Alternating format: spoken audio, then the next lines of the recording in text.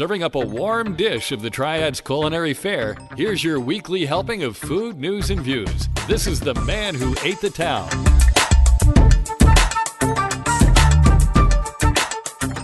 Hey folks, and welcome to episode 85 of the Man Who Ate the Town podcast. This is for the week of October 1st, that's today, through the 7th, 2018. My name is Tim Beeman. And my name is Tim Johnson. And we're opening the recipe box. We're recording this episode of The Man Who Ate the Town at the new lab at Industry Hill. Actually, it's officially called, per me, the Less Desirable Studios in the lab at Industry Hill. Bam. Write that down. It is a repurposed building on North Chestnut Street in the old warehouse district of downtown Winston-Salem, North Carolina, what we now call Industry Hill. To find out more about them and the cool things that are in it, like breweries and chocolatiers and restaurants and us, go to industryhill.com. So, the big news last night was the bar on 4th Street has been sold, and it is closed. The Good Vibes Hospitality Group, which also owns Willow's Bistros, King Crab Shack, and Silo Bistro and Bar, had their last bar service last night after selling the bar to someone named... Hold on, I have it here. Wait for it. I have the info. Oh, this is hot news, folks. We have the technology. Eric Ziglis, and the bar will be rebranded as the Thirsty Palate. Oh, I like that. Good appeal. Yeah. It makes a little more sense than just the bar on 4th. Yeah. That sounded very generic, and when Will told me that's what he was going to name it, I'm like, great. Why? Love you, Will, but Yeah. So they were approached, I guess, Will and Norb and Lily, because she's part owner of this, and decided that they couldn't refuse it, or they just need to unload it. I can't decide, and it's not my business. Yeah, I just know that they are now closing it, and that's it's not 239, it's 2 doors up from King's Crab Shack there on 4th Street. okay. Congratulations, Eric. Yes, Eric. What did I say his name was? Eric It's interesting. Ziglis. Ziglis. Ziglis. And the Thirsty Palate. Yeah. So, good luck to them. I hope that they have good business, and I hope they keep it kind of classy and don't try to do the dance club type thing. Yeah, well, that is just it's a party bar. It has been the last little bit, and I don't think it was the best fit for 4th Street. Gotcha. So, I mean, that's not a knock on them. They were just trying to make money, and I get it. Right. But I'm hoping that that's not what the Thirsty Palate does. Well, we'll see. We'll go visit and see what happens. You know, oddly enough, as close as I am with Good Vibes Hospitality folk, I've never been to the bar on 4th Street. Interesting. Not when it was Brady's or whatever it was, Brody's. Nor when it became bar on 4th. I think I'm too old for the bar scene. I go to some bars, but that's only when I just know the people and I'm there. You know, I'll still go to Bulls, but that's because Danielle's my girl. Danielle. You know? So I go there for that. But, right on. Other news, Billy Bob's Silver Diner is coming down. Yeah. The somewhat iconic building at 1650 Haynes Mall Boulevard has been sold. The new owners, the Casamigo family, who owns Breakfast Time on Old Salisbury Road, right down below our abodes. That's correct. Will be demolishing the old building and will be putting up a new Breakfast Time, the 7th in the growing chain. Wow. Different members of the Casamigo family owns the various locations. Andreas Casamigo started the business in 2008, and since then his family, including son Alex and son-in-law Gus Siokas, have opened others. Alex, who is only 36, wow, and Gus will own this one.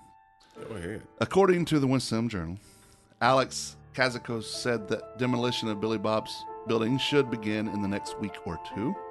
The Breakfast Time building that replaces it will be much larger, about 6,200 square feet, including a covered patio. Whoa. He says when we open, we will launch a new logo and a new menu. The menu will be close to the same, but we will be adding new items. In addition to a few new omelets. The new menu will offer a waffle Monte Cristo and challah French toast.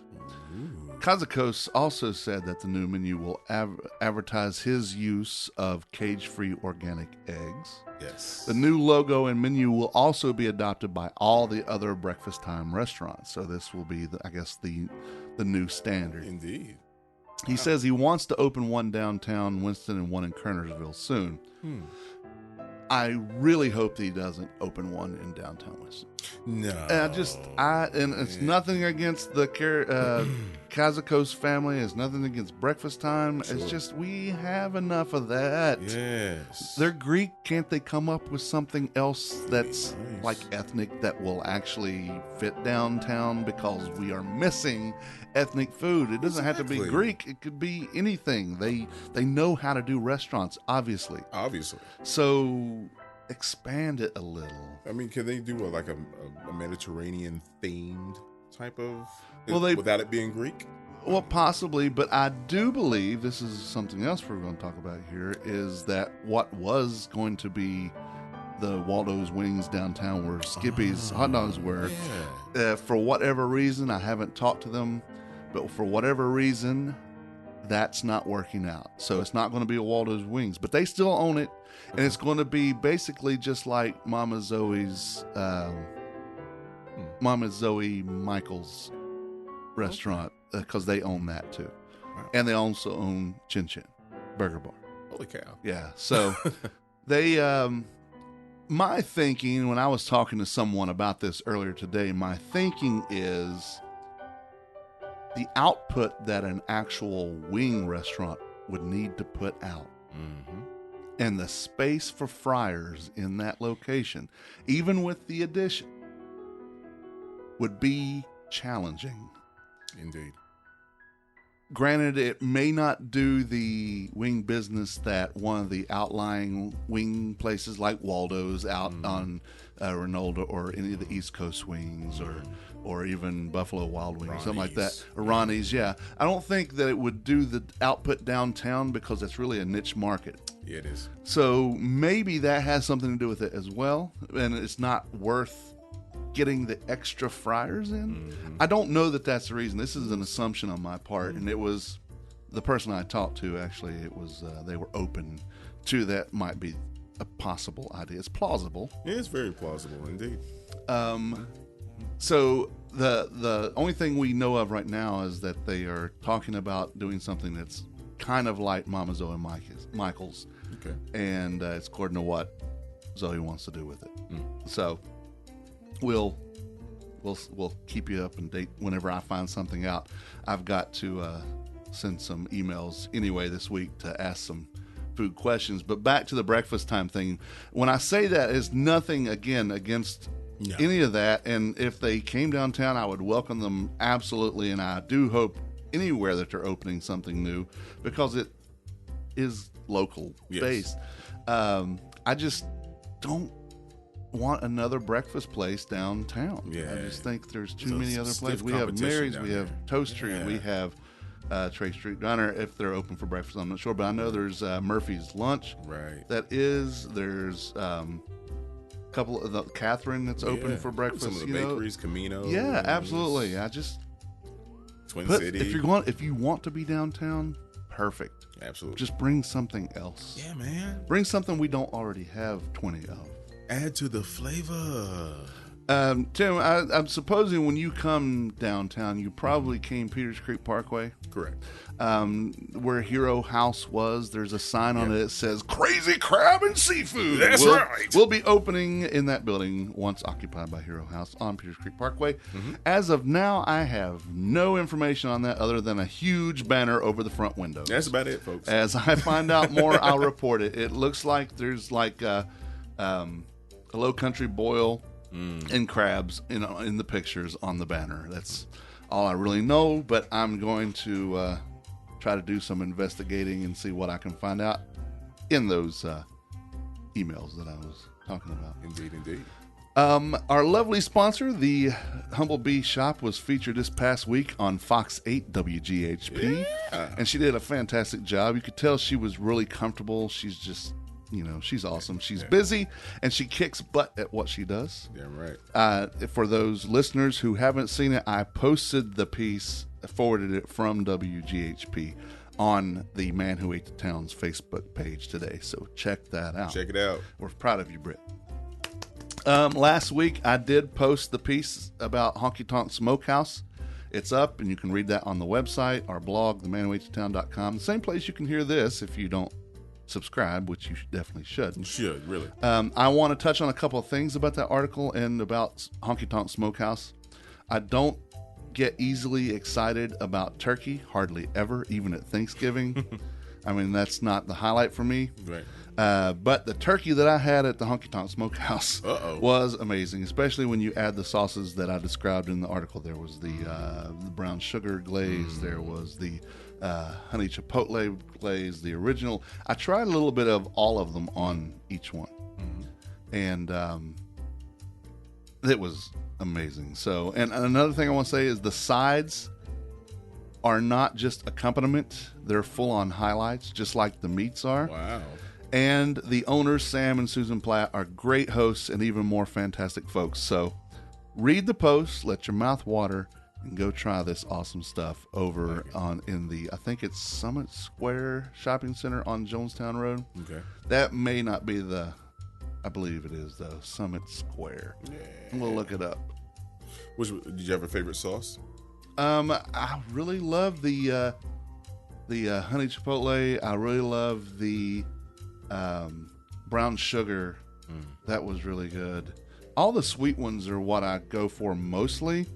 I do like the spicy ones. They had the chipotle. They had a spicy sauce. They had their original sauce is more Memphis style, and that's another thing about them was it wasn't just pulled pork, or as they do here in Winston-Salem or North Carolina. It's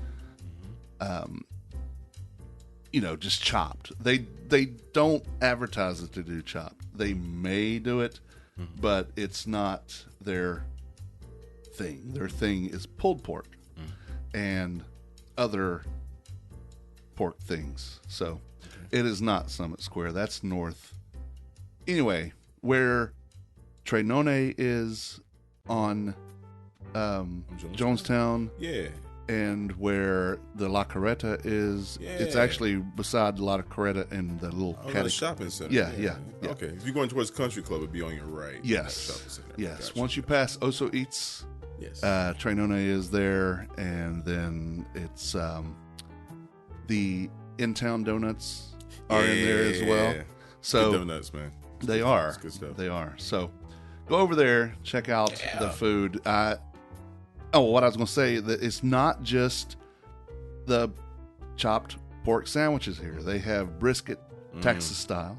They have the sauce, which is Memphis style. They have ribs, which is Kansas City style. Man. And so all these places that are known for barbecue, and they have Eastern sauce here. They have their own Memphis style sauce. I'm sure you can find something there that you like. But the turkey was thick sliced, and it was big pieces of breast.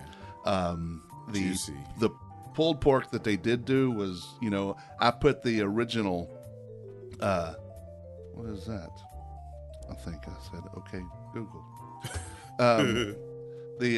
I put the original sauce on it because that's what they started with. Yeah. So they even had an Alabama white sauce. If you ever had that, it's obviously very mayonnaise based, but with some spice and temperament to it. So temperament, I like that. Yeah. But yeah, go check them out. I'll give you the address. I'm so sorry I didn't already have that up there.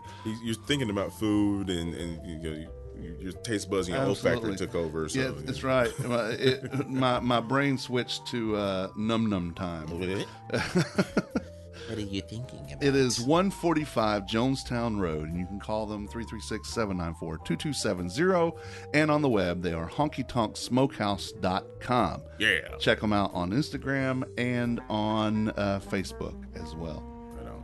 It's good stuff. I promise you. It's nothing fancy, but it doesn't have to be fancy. It doesn't have to be fancy to be so good. Yeah. This is to me definition of comfort food. There you go. It doesn't have to be fine dining. Yeah, and it's certainly not. They serve stuff in the paper trays that you used to get French fries in. I get it. But that's okay. It's just fine. Just fine. I'm not there for a gourmet meal. I'm there to chow down on some meat. Yeah, my God. So come barbecue me. All right, we're going to do the food holidays, and then we have something special to talk about. Oh, indeed. 10/1, that's today. Yes. Pudding season begins. Uh-oh. And we can go out and hunt pudding. It's wabbit season. It's pudding season. It's also International Coffee Day, World Vegetarian Day, National Homemade Cookies Day, another plug for Humblebee, there you go, and World Sake Day. Sake Day. Suck it to me. In 1958, on the 1st of October, American Express launched the American Express Travel and Entertainment Charge Card. I remember those. Yes. The cards were paper until 1959 when plastic cards were introduced. So, where was it that you don't leave home without it? Was them. I was about to say it's everywhere you want to be. That's traveler's Visa. checks. Yeah, traveler's checks, yes. And they still make those, even though no one wants to ever take American Express. Ever. They do take the traveler's checks because it's the same as money. Yeah, it's very safe. On the 1st in 1971, Disney World opened in Orlando, Florida. Wow. That's to say, actually, that Magic Kingdom opened on this day in 1971. Yes. That's because on this day in 1982, Epcot opened, really creating Walt Disney World, which now includes Disney's Hollywood Studios, Animal Kingdom, Disney Springs, what used to be Downtown Disney, 2 water parks, 25 resorts, and more than 140 restaurants, including 90 full-service restaurants, which about 30 are actually inside the theme parks. Bam. So. And a cruise liner. And a cruise liner, too. Yeah. Holy smack.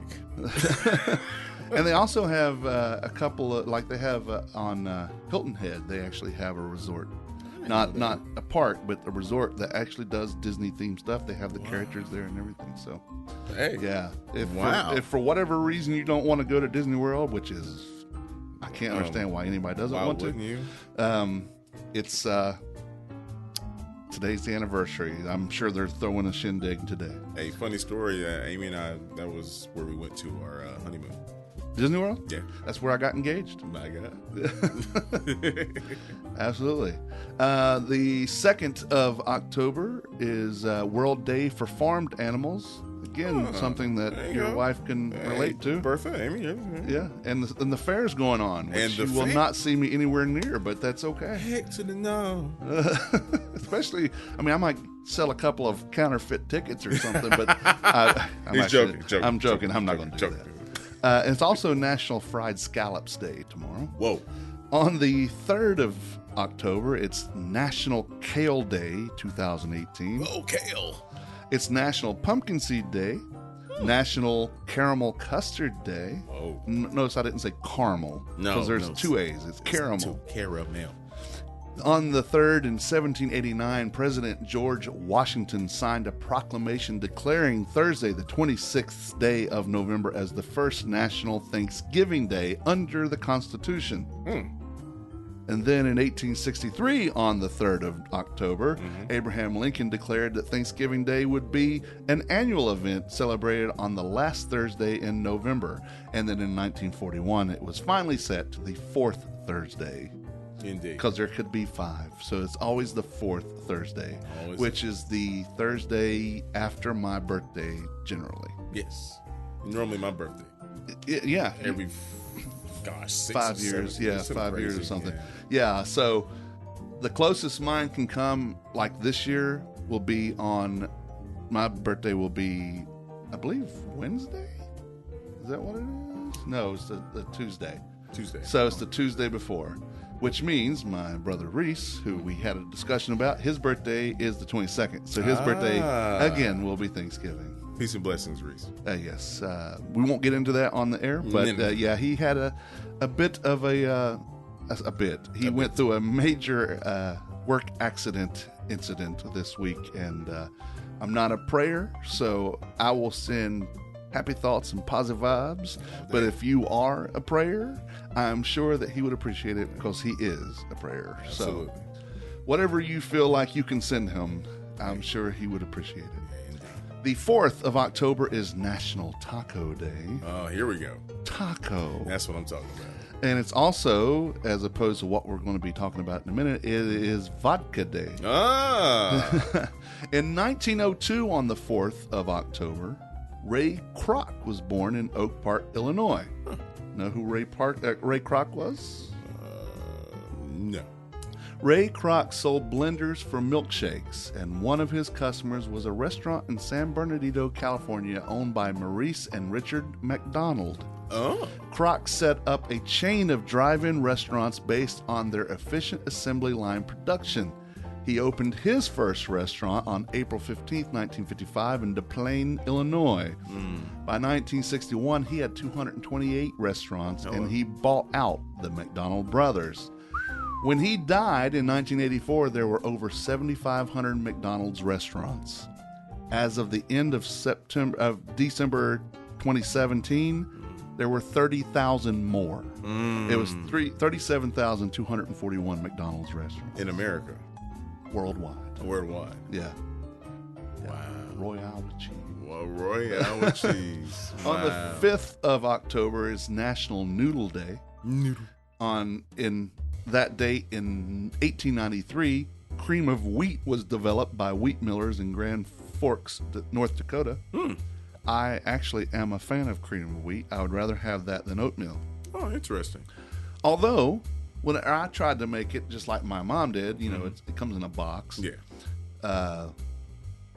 It never tasted as good as when my mom made it. I think when I didn't have to make it, it tastes a whole lot better. Yeah. Speaking of cereal type things, on the 5th of October in 1951, Will Keith Kellogg died. He founded the Battle Creek Toasted Cornflake Company, the W.K. Kellogg Company, to manufacture cereals. Cornflakes were the first, developed by his brother, John Harvey Kellogg. If you ever see the movie The Road to Wellville, which had Matthew Broderick, Anthony Hopkins, Uma Thurman, what's that? The girl that dated Nicholas for a while, Lara Flynn Boyle. She was kind of freaky in this movie, but she's kind of freaky in real life too. But it's loosely based on that with a comedic twist, and probably not at all accurate. I wasn't alive back then, so I don't know. But The Road to Wellville was early mid-90s. Okay. In 2008, on the 5th of October, Mars Incorporated, makers of M&Ms, completed its acquisition of chewing gum company William Wrigley Jr. Company for $23 billion. For a gum company. It's the most popular brand in the world. Apparently so. Holy cow. And probably even more so. Last week, you weren't here, but last week we celebrated Wrigley's birth or death, and he started off as a like vacuum salesman or something. He sold stuff, right? And they would give away this gum as a bonus when you order something. So here, have this pack of gum. Oh, kind of like Sweetwater. Yeah. So they sell candy. They know. For me, they nothing but Smarties. That's what I want. But he figured that, hell, this is good. Let me make my own gum. And then he started doing that instead. And the very first brand he made was Juicy Fruit. Hey. And then the spearmint came later. Okay. Pure cheering satisfaction. By God. On the 6th of October, it's National Frappe Day. It's National Country Inn Bed and Breakfast Day. On the 7th of October, next Sunday, it's National Flutternutter Day. I like that. A Flutternutter is a New England classic. It's peanut butter and marshmallow fluff on white bread. Yeah, it sure is. And I remember eating those in West Virginia, so it's not necessarily a New England classic. It's a wherever you are classic. Yes, damn good. It's also National Salmon Day, National Pierogi Day, and for our listeners in Canada, I know there's like thousands of you. That's right. It's Thanksgiving Day this coming Sunday, the 7th. Ah. On the 7th of 1901, the American sugar refining country registered the Domino trademark for sugar. In 1919, Congress passed the Volstead Act, that evil, evil act which enforced the ban on the sale and consumption of alcoholic beverages. Boo. Yes, boo indeed. Prohibition began. In 2004, lifestyle guru Martha Stewart reported to prison to begin serving a sentence for lying about a well-timed stock sale. Mm-hmm. And she still has a show. Yeah, because she was able to get out of that. You know, she did the show with Snoop Dogg, too. They're gangster. She was for shizzle. For shizzle. That's your food holidays and history for this week. Special thanks to James Ealer at foodreference.com for compiling of the holidays and history for us. So, last week we didn't get to do it. I've not had anything to drink yet, I promise. Dude, we got to fix that. we talked the week before. We talked about Tequila Time with Tim. Yeah. And we're bringing that back. And you brought something for us to actually taste today. I did, dear Do I sir. need to get actual shot glasses? Would that be better? I think it's okay. I think it'll be all right. All right. Well, I'll be astute about how much I pour in there so we can actually have a shot. Okay. Instead of drinking. Okay, so today, somebody's been doing Halloween commercials. Just a little bit. What do you want to? Sorry. So I have a bottle of Casamigo. Okay, it's made in Jalisco, Mexico, in the mountains of Mexico. It is a reposado. Okay, it was started up by George Clooney and some investors, and so basically, I'm just going to just read off what it's supposed to be like. What is this style? This style is reposado. So you have Blanco, Reposado, and then Añejo, which is the best of the best, so to say. Okay, so this is between a basic silver and your Añejo. So it was created by George Clooney, Randy Gerber, and Mike Meldman. Correct. Yes. Okay. The trio. Yeah. Yes, the Tres Amigos. Yeah, exactly. It's Las Tres Amigos. That name might have been taken already. I'm not sure already. But for most of you guys who know Spanish, of course, Casamigos is House of Friends. Yeah. And the agaves are sourced from the highlands of Jalisco. And this reposado is aged for 7 months. Okay. And reconditioned in whiskey barrels and is bottled at 80 proof. Nice. Okay. So, yes, it has a cork top. Smells good. So pour Tim a little bit here. Yep. That's not a sound effect. That's really happening. That's right, folks. We don't play games. No, we don't. There you go, sir. Tell me what you think of the smell. Smells not too strong. That's good. It's not.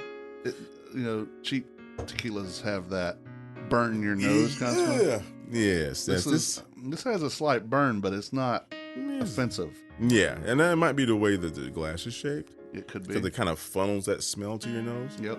But it smells good, my brother. Cheers. Cheers.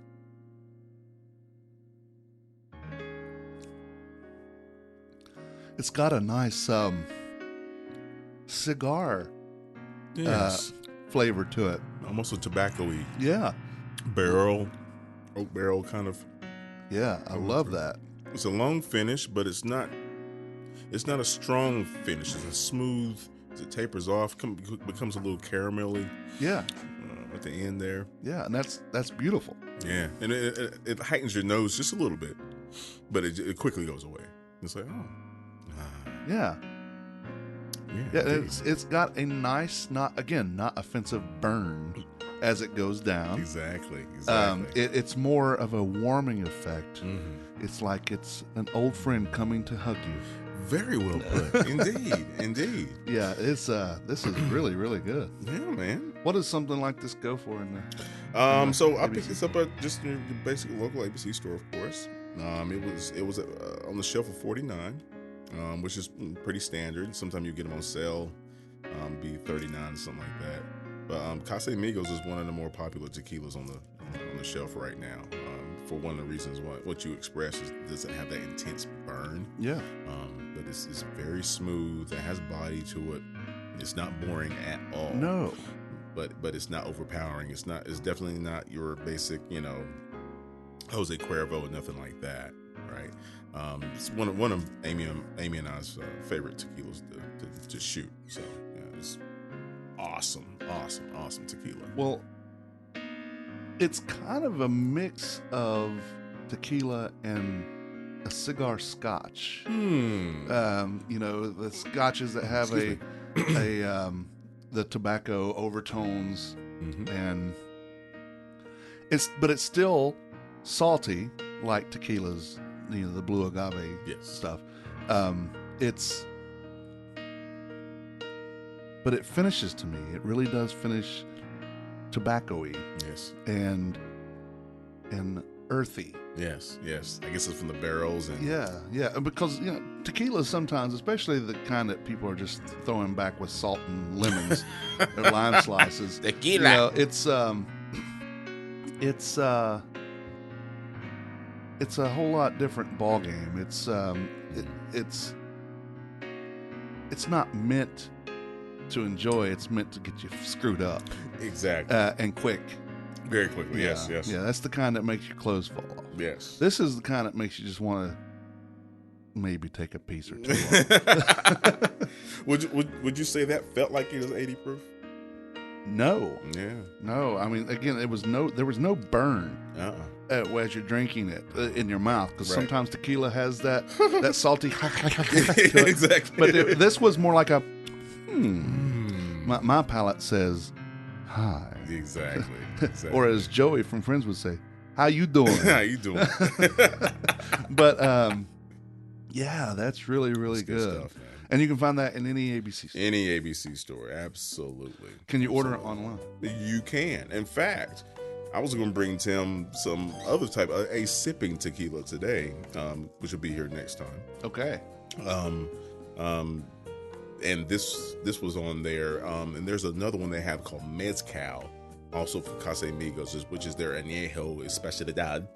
And it's supposed to be really, really, really, really good. I think that bottle runs for around about 80. But it's some good stuff. It's good stuff. We're picky about our tequilas. You are definitely aficionado. Thank you, sir. Thank you. You're welcome. You're aficionados and lover of the good stuff. Thank you, dear sir. Wow, thank you for introducing me to that. Absolutely, bro. And damn you for it as well, because now I'm going to have to go spend money on something. I'm used to getting all the stuff free, It's just... I mean, hey, you come on over, bro. I guarantee we'll have some tequila shots ready for you. Right on. We need to work on that anyway. And that's by invitation only, folks. I'm sorry. Yeah. Sorry. Love you, all 4,000 of you or 400,000 of you are not allowed to come to Tim's house. A, we wouldn't all fit in there, and B, he doesn't like all of you. I'm kidding. he likes all of you. All 4 million of you. I do. Notice that number keeps growing. I'm a nice guy. What can I say? Yeah, well, thank you. That's good stuff, again, right? Yeah, absolutely, bro. Absolutely. I like Tequila Time with Tim. Hey, man. Or the Tims. The Tims, exactly.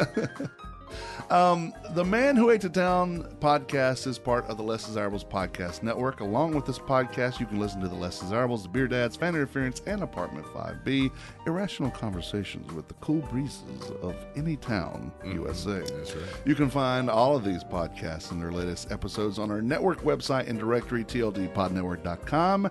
If you have the Amazon Echo or Echo Dot, you can enable any pod skill and ask Alexa to have any pod play the Man Who Ate the Town podcast. It's amazing how once I do get alcohol in me, I can actually read and speak better. Damn it, man, that's what you need.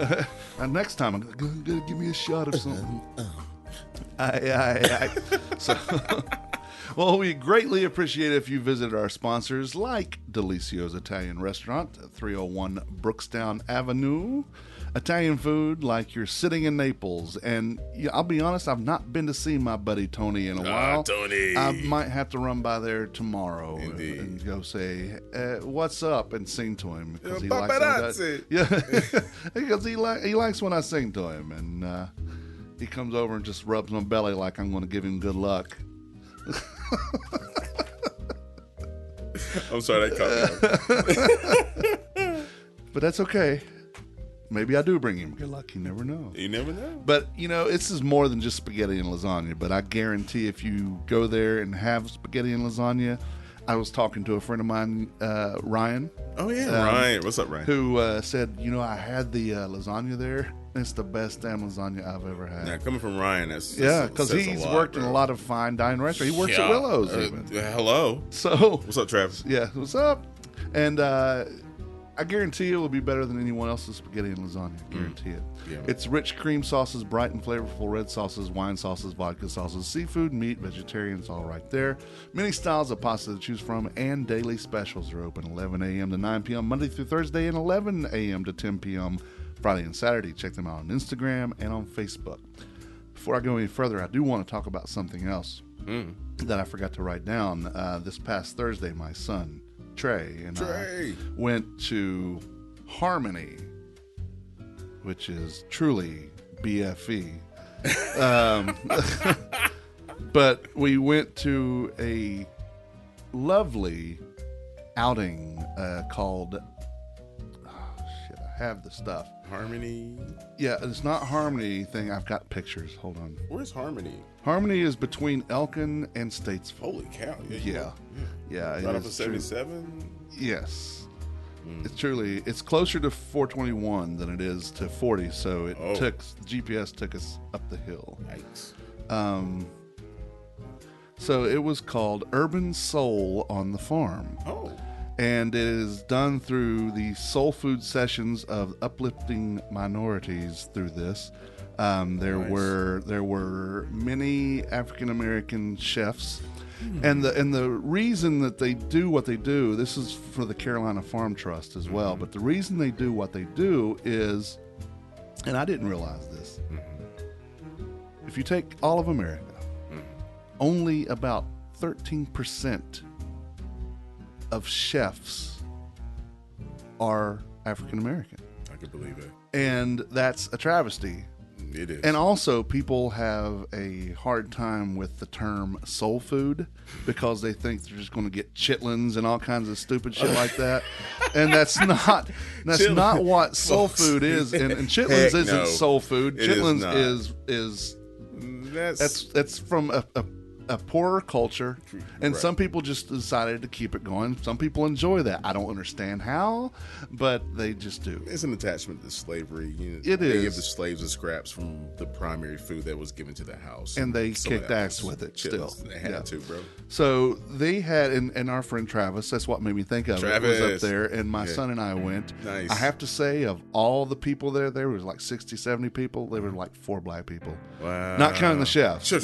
So this was truly an initiative to either introduce, because they seem to know a lot of them. So the chefs knew a lot of the people who attended. So cool. This was something this is the second annual of these. Okay, so it's just the second one. Okay. Yeah, and I talked to a couple of the chefs, and I want to have them on this show. Perfect. And if they can't be here because they travel doing this, this is something they do all over the East, from the top to the bottom. Holy cow! So they're trying to bring awareness to this. So I told them we could Skype them in and talk to them, because I want to have them talk about this, because it is fantastic and it's a great thing.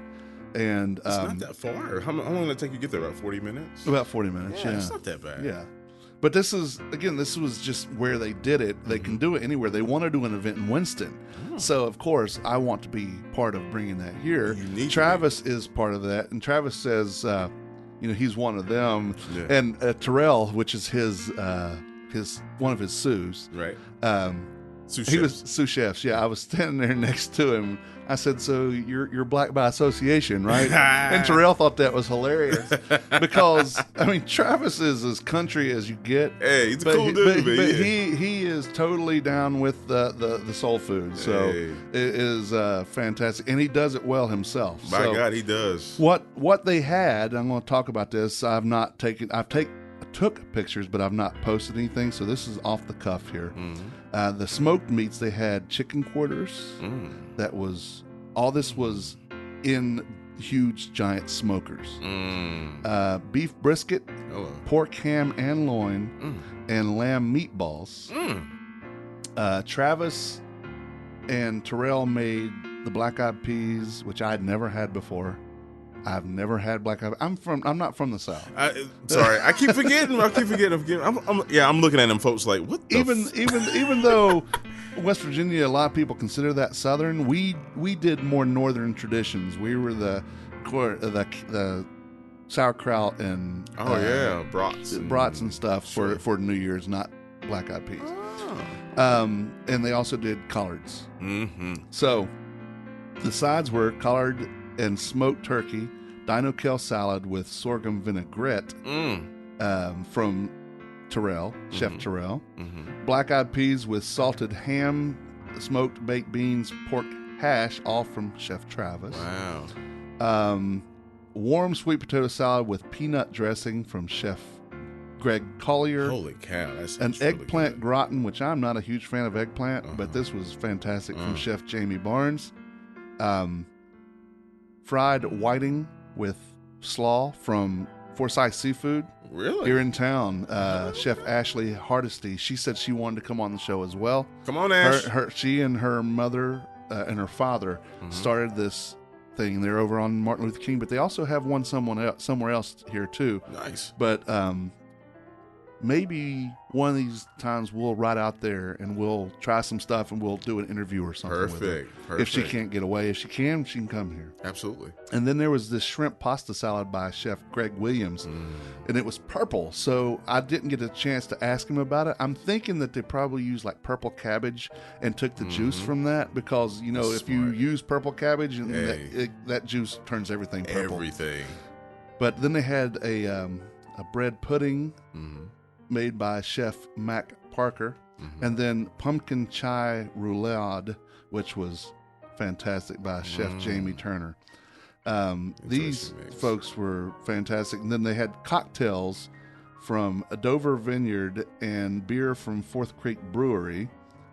And they also used some Fainting Goat spirits in there. And then they had an apple, what the hell was it? Let me pull it back. It was apple brandy that they used. I haven't had apple brandy in forever. Yeah, and then they used Conniption Jim, which is from, I think Conniption may be, that's out of Durham. Okay. Yeah. But it was fantastic food. I'll show you pictures off there. Appreciate it, man. But yeah, it's really, really good. Ooh.